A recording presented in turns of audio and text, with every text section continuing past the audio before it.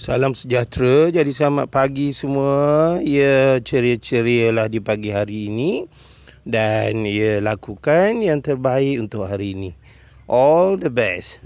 Dan untuk paparan pada hari ini, saya bawakan koleksi rakan kita. Ya, nak melelong RM10 lama wang kertas. Jadi, wang kertas ini memanglah suka dicari buat masa ni.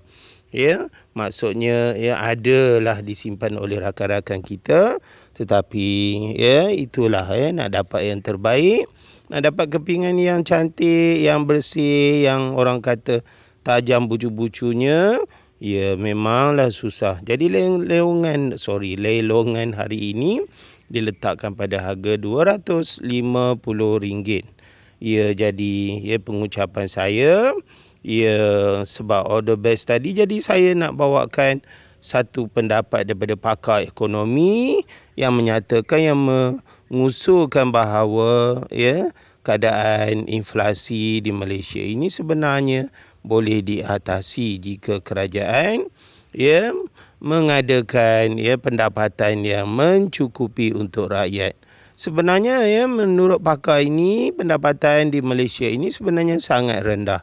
Maksudnya gajian itu sebenarnya tidak mencukupi untuk melangsungkan kehidupan selama 30 hari sebulan.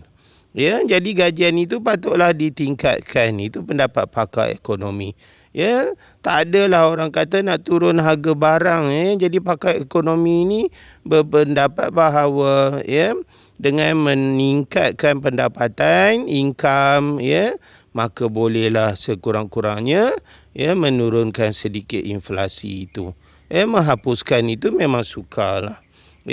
Jadi pendapat pakar itu sebenarnya betul lah. Sebab diri saya sendiri pun tidak cukup sebenar-benarnya. Walaupun gaji naik, tapi kenaikan gaji itu tidak setara dengan orang kata keperluan semasa. Jadi pendapat pakar ekonomi itu juga menyatakan bahawa Malaysia sebenarnya sudah lama tidak membuat kajian tentang income ini. Jadi tolonglah Datuk Seri Anwar Ibrahim, tengoklah kepada cadangan pakar itu. Kalau menteri pun boleh mendapat ratus ribu sebulan, ini kan rakyat pula minimum 1,500 pun sebenarnya tak cukup. Jatuh sehari RM50. Jadi fikir-fikirkanlah. Jadi pendapat pakar itu patutlah diperhalusi oleh Kabinet Datuk Seri Anwar Ibrahim. Janganlah ada orang kata segolongan sahaja yang mengaut pendapatan tinggi, segolongan lagi sangat rendah yang meliputi majoriti penduduk Malaysia. Jadi kesianlah mereka ini. Sebab itu mereka ini mengunjungi Along, kadang-kadang tak cukup duit, telefon Along, nak dapat pinjaman bank memang susah lah. Nak dapat bantuan daripada Baitul Mal itu lagilah susah.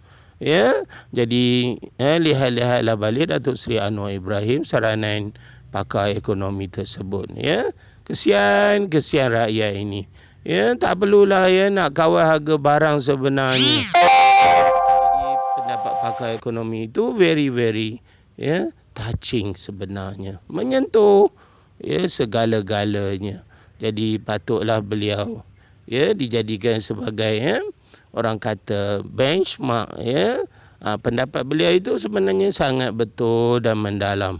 Jadi so kita tunggulah bajet 2023 ini yang sebenarnya bakal dibentangkan pada 24 hari bulan 2 ini.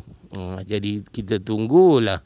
Jika Datuk Seri Anwar Ibrahim nampak isu ini, patutlah beliau segera mengubah pendapatan penduduk Malaysia yang dikatakan sangat rendah ini. Jadi bayangkanlah graduate, fresh graduate pun sekarang ni nak dapat kerja pun susah. Jadi terpaksalah mendapat gajian yang orang biasa 1,700. Jadi 1,700 itu sebenarnya tak cukup pun. Nak bayar loan PTPTN dan sebagainya. Belum lagi ada komitmen keluarga. All the best.